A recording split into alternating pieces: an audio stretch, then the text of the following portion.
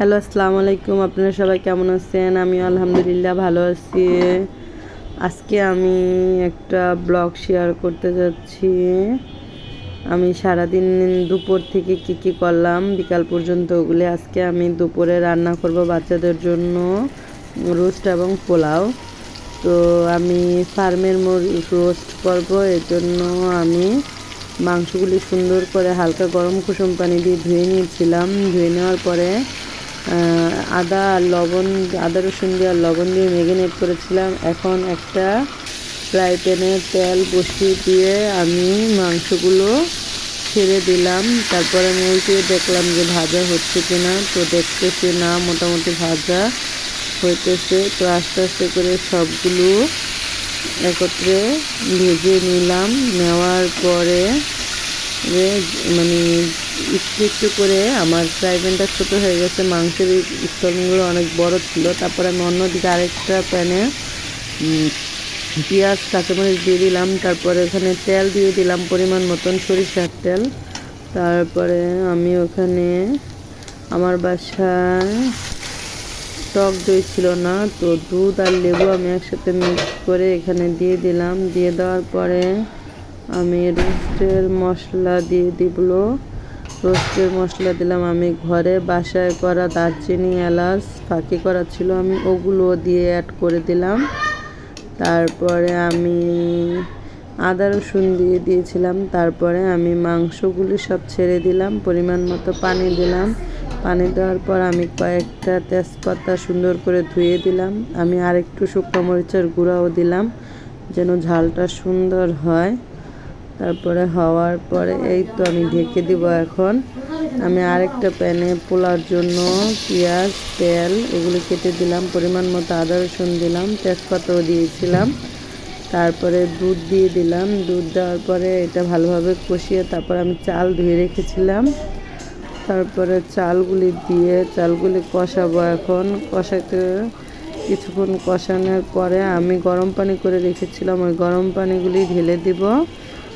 ঢেলে দেওয়ার পরে আমার পোলাওটা হওয়ার জন্য দিলাম। তারপরে এই তো দেওয়ার পরে চুলার আঁচটা একটু বাড়িয়ে দিলাম। বাড়িয়ে দেওয়ার পর এই তো পোলাওটা ফুটতে থাকলো। এদিকে রোস্টও হইতেছিল, রোস্ট পানি দিয়ে ঢেকে দিয়েছিলাম। এই তো রোস্টের অবস্থায় তো পোলাও আর রোস্ট আমি রান্না করে টেবিলে রাখলাম। রাখার পরে আমার 3 ছেলের জন্য আমি সুন্দর করে পরিবেশন করলাম। পরিবেশন করার পরে বড় ছেলেদের জন্য একটু লেবু কেটে দিলাম, যে একটু টক টক হলে এইসব খাবারগুলি খেতে ভালো লাগে। এই তো বাচ্চারা এখন খেতে বসছে। দেন বাচ্চারা খেলো। খাওয়া দাওয়ার পরে তারা পোলাও আর রোস্ট তাদের খুবই পছন্দ। আমি ছোটো বাচ্চাটাকে নিয়ে ছাদে গেলাম। ছাদে যাওয়ার পরে দেখি সব বাচ্চারা ছাদে উঠছে, ফুটবল খেলতেছে। তো খেলাধুলা করার পরে আমি একটু দাঁড়িয়েছিলাম। আজকে আকাশটা খুব ভালো লাগতেছিল, গরমও না ঠান্ডাও না। তো বাতাস আসতেছিল। তো আমি দাঁড়িয়ে বাচ্চাদের একটু ভিডিও করলাম, আশেপাশে সবাইকেই করলাম।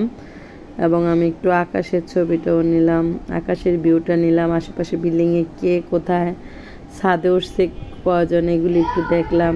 এই তো এই ভিডিওগুলি নিলাম। তারপরে আমি বাসায় আসলাম। আমি রোজা ছিলাম, তো এই জন্য আমি একটু সবজি রান্না করলাম। সবজির সাথে পেঁয়াজ কাঁচামরিচ আর ছোটো চিংড়িগুলি ছিল। তারপরে ওখানে আমি বাটার দিয়ে দিলাম। বাটার দিয়ে তারপরে ওখানে আমি পরিমাণ মতন একটু হলুদের গুঁড়া, আদা রসুন বাটা এগুলো দিয়ে আমি একটা সবজি রান্না করবো। আমি আজকে কী সবজি রান্না করব, ভেন্ডি, তারপরে লাউ, কাঁচকলা, বরবটি এগুলো আমি সব ধুচ্ছিলাম। আর এদিক দিয়ে আমি কষাইতেছিলাম। এই তো এখানে পানি দিয়ে দিব, পানি দিয়ে কষাইতেছিলাম। আর তারপর আমি সবজিগুলো দিয়ে দিলাম। দিয়ে দেওয়ার পরে আমার ঢাকনা দিয়ে দিব। ঢাকনা দিয়ে দিলে তারপরে তো সবজিটা যখন একটু হালকা ভাব সিদ্ধ হয়ে যাবে, তখন আমি পরিমাণ মতো পানি দিয়ে দিব সবজিগুলোকে সিদ্ধ করার জন্য। সিদ্ধ হয়ে গেলে এই তো আমার সবজিগুলোর বলক আসতেছে। আমি ভালো করে সবজিগুলি আমি একটু ভুল করে ফেলেছিলাম, মানে কষা ভালো করে আমি সব তরকারি আমি কষাইনি। কষাই নেওয়ার পরে তারপরে আমি একটু পানি দিয়ে দিলাম। পানি দেওয়ার পরে আমার সবজিটা মোটামুটি এই তো ঢেকে দিব।